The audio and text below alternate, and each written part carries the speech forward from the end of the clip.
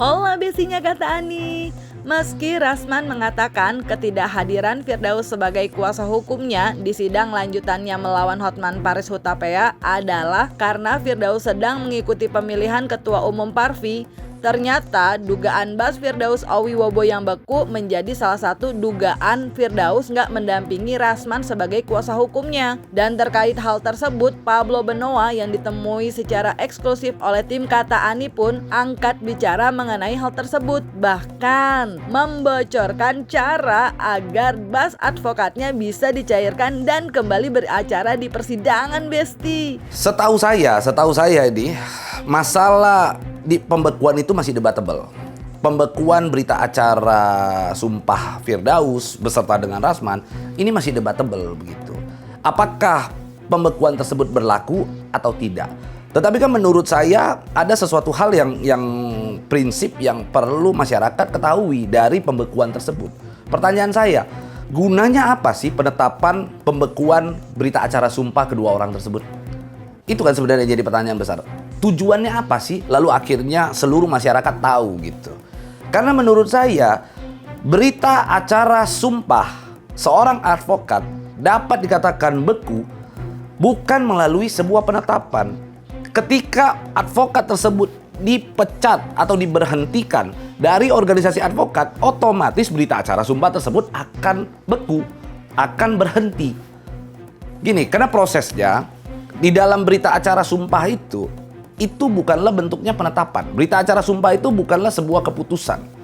Berita acara Sumpah itu adalah sebuah surat yang menuangkan atau menerangkan suatu peristiwa. Oke? Contoh misalnya, gua sedang serah terima uang dengan seseorang. Dibuatkan berita acara bahwa benar Pablo Benoa menyerahkan uang sekian. Berita acaranya ada, ditandatangani. Nah sekarang peristiwanya apa? Peristiwanya adalah seorang advokat sedang bersumpah kepada Tuhannya. Lalu pengadilan tinggi mencatatkan, menerangkan bahwa benar advokat A, advokat B sedang melakukan sumpah.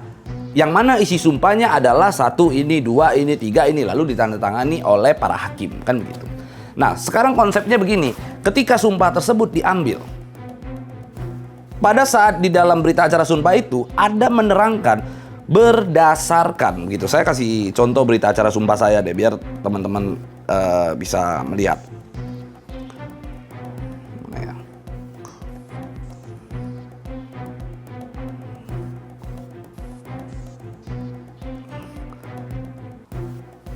Nih. Jadi contoh nih ya, di dalam berita acara Sumpah saya yang diambil di Pengadilan Tinggi Bandung tuh, bahwa yang berdasarkan surat keputusan Dewan Pimpinan Nasional organisasi advokatnya apa, lalu ada keputusan apa, pada tanggal berapa telah diangkat menjadi advokat dengan lafal yang berbunyi sebagai berikut. Jadi ada satu keterangan di sana yang menyatakan berdasarkan surat keputusan Dewan Pimpinan Nasional dari organisasi yang dimaksud, begitu ya. Nah, sehingga sumpah atau berita acara Sumpah ini bisa terjadi karena adanya sebuah organisasi advokat yang sudah mengangkat seorang advokat, melantik seorang advokat gitu. Nah, pertanyaan saya, kalau organisasi advokatnya sudah memecat orang tersebut, tentu secara otomatis berita acara Sumpahnya juga akan beku tanpa harus adanya penetapan. Sama halnya, menurut saya, sama halnya kalau seorang pejabat negara, misalnya Presiden Republik Indonesia, ketika dia terpilih gitu ya menjadi seorang presiden, maka dia akan dilakukan pengambilan sumpah. Sumpah itu juga akan dituangkan ke dalam satu berita acara. Pertanyaan saya, ketika jabatannya habis, apakah ada penetapan untuk membatalkan sumpahnya? Kan nggak ada. Lalu ternyata si presiden tersebut di periode kedua terpilih lagi, sumpah lagi kan? Nah, maka kalau saran saya untuk advokat-advokat yang katanya sumpahnya dibekukan gitu ya, berita acara sumpahnya dibekukan oleh pengadilan tinggi, dalam hal ini Rasman dan Firdaus, saran nih, ini saran saya nih, ajukan sumpah baru. Itu bukan hal yang memalukan kok. Melalui organisasi advokat yang baru, diangkat oleh organisasi advokat yang baru, lalu disumpah yang baru. Karena berita acara sumpah itu bukanlah satu bentuk pengangkatan seorang advokat. Ingat ya, pengangkatan seorang advokat hanya dapat dikeluarkan oleh organisasi advokat. Itu kata undang-undang. Yang mengangkat advokat itu adalah organisasi advokat, bukan pengadilan tinggi. Pengadilan tinggi di situ hanya menyaksikan sumpah seorang advokat. Dicatatkan di dalam sebuah salinan berita acara. Sehingga kalau memang seseorang pindah organisasi, Rasman pada saat itu dari KAI dia pindah ke mana? Ke Pradi Bersatu, maka Pradi Bersatu harus menyumpahkan kembali menurut saya gitu. Sehingga terbitlah berita acara sumpah yang baru. Itu poinnya sebenarnya. Pengadilan tinggi dengan membuat sebuah penetapan seolah-olah berita acara sumpah tersebut dibekukan ini buat apa gitu? Untuk apa dibuat beku? Toh juga mereka begitu dipecat juga sudah beku kok gitu loh. Itu sebenarnya poinnya. Oh, Ani ngerti maksudnya Pablo Benoa. Jadi menurutnya itu Rasman dan Firdaus yang sudah dibekukan sumpah advokatnya bisa nih mengajukan sumpah baru melalui organisasi barunya Besti. Karena pengangkatan seorang advokat hanya bisa dikeluarkan oleh organisasi advokat menurut Pablo. Oh my god, Rasman dan Firdaus kira-kira kenapa ya nggak minta pengajuan sumpah baru ke organisasi barunya mereka? Ini mereka nggak kepikiran karena sibuk? Atau jangan-jangan karena nggak tahu nih soal pendapat yang disampaikan Pablo Benoa. Secara kan mereka sama-sama advokat, Besti. Kalau Ani mah emang nggak tahu ya, Besti. Kan Ani bukan lawyer. Tapi sekarang jadi tahu loh. Anyway, nggak ragu. Bahkan Pablo Benoa sampai berani bertaruh nih, Besti. Kalau sumpah advokat Rasman dan Firdaus itu nggak akan bisa cair. Kecuali ia melakukan sumpah baru yang diajukan oleh organisasi mereka. Duh, jangan pusing lagi ya Om Rasman. Ini udah ada bocoran saran nih dari Bang Pablo biar bisa kembali beracara dalam persidangan. Ya, taruhan sama saya itu surat berita acara sumpah tersebut tidak akan pernah dicairkan.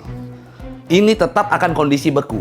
Yang bisa membuat itu cair hanya satu-satunya adalah melakukan penyumpahan baru. Artinya advokat tersebut harus mengajukan permohonan baru diwakilkan oleh organisasinya yang melakukan permohonan untuk advokat tersebut disumpah. Jadi diangkat kembali kan begitu. Ya kan sama aja misalnya katakan gubernur gitu ya terpilih, setelah terpilih lalu dia sudah tidak terpilih lagi, selesai. Lalu akhirnya terpilih lagi, contohlah Pak Yusuf Kalla. Pada saat itu dia wakil presiden pada saat zamannya Pak SBY. Sudah kan dia disumpah, begitu dia selesai, ya sudah selesai masa jabatannya. Sumpahnya kan tidak dibekukan, otomatis beku dengan otomatis. Nah lalu dia terpilih lagi menjadi wakilnya Pak Jokowi, disumpah lagi kan.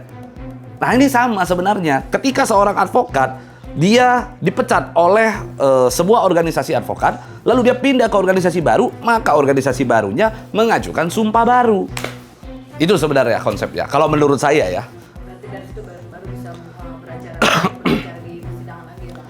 Ya, jadi atas dasar sumpah itu nanti dia bisa lagi melakukan atau beracara lagi lah di dalam persidangan. Karena memang syarat administrasi untuk memulai sebuah persidangan, para kuasa hukum, penasihat hukum, ataupun advokat wajib untuk menunjukkan bukti bahwa mereka ini adalah seorang advokat gitu ya. Mereka menunjukkan basnya, berita acara sumpahnya, menunjukkan KTPA. Nah, konsep seseorang advokat itu bahwa benar dia advokat ya sebenarnya KTPA saja. KTA atau KTPA gitu ya. Seorang advokat bahwa dia benar-benar seorang advokat karena organisasi inilah yang mengangkat dia menjadi seorang advokat gitu. Nah Besti udah detail banget tuh, jelas banget dijabarinnya. Jadi masih bisa kok kalau menurut saran Pablo Benoa. Rugi banget nih kalau Om Rasman dan Bang Firdaus nggak nonton Kata Ani. Bang Pablo udah jabarin detail soalnya. Anyway, soal ketidakhadiran Firdaus dalam persidangan lanjutan Rasman kemarin, menurut Pablo nggak akan mempengaruhi proses persidangan kok.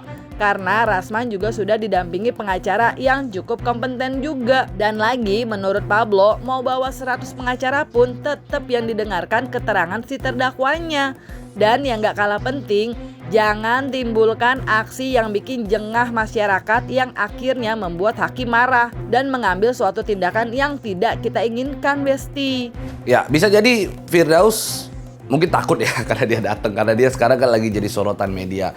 Mungkin dia khawatir, aduh gua datang nanti gua jadi sorotan media lagi gitu. Akhirnya media-media semua pada ngeliput kan, atau mungkin dia lagi ngurusin uranium kan di Parung sana. Nah, ini perlu ditanyakan ke Firdaus alasan dia tidak datang gitu. Tapi yang pasti gue dapat info bahwa hari ini dia itu sedang menjalankan pemilihan ketua umum Parvi gitu kalau nggak salah, Persatuan Artis Film Indonesia. Sekalipun gue belum tahu Firdaus tuh main film apa gitu kan.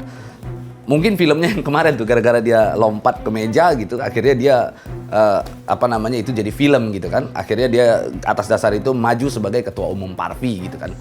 Tapi yang pasti apakah dia datang atau tidak itu mempengaruhi jalannya persidangan, tentu enggak gitu ya. Dia nggak datang juga sidang bisa jalan. Kuasa hukumnya juga banyak. Intinya begini, konsep daripada kuasa hukum itu mau ada 100 pengacara, ada 1000 pengacara pun yang ada di sana, KUHAP itu cuma satu gitu loh.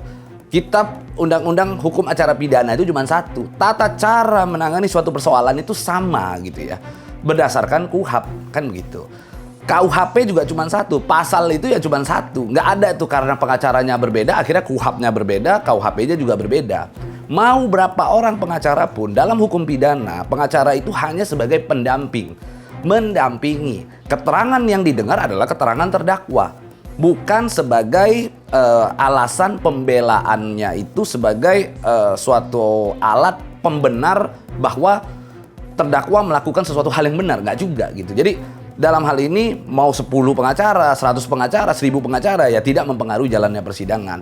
Toh juga saat ini Rasman sudah didampingi oleh kuasa hukum yang menurut saya kompeten dalam menjalankan persidangan tersebut. Intinya jangan timbulkan lagi lah tingkah-tingkah yang akhirnya membuat jengah masyarakat, jangan membuat tingkah-tingkah yang akhirnya membuat hakim akhirnya marah dan mengambil suatu tindakan yang tidak kita inginkan gitu kan. Oke Besti, menurut kalian kalau saran Pablo Benua ini nyampe ke Om Firdaus, apakah Firdaus akan tetap komit dengan pernyataannya ke Rasman yang bilang mau fokus aja di Parvi? Atau justru bakal buru-buru nih minta organisasi barunya untuk mengajukan sumpah baru biar dia bisa segera beracara di persidangan lagi? Isi jawaban kalian di kolom komen. Jangan lupa like, subscribe biar dapetin video berita kece lainnya cuma di Kata Ani Besti.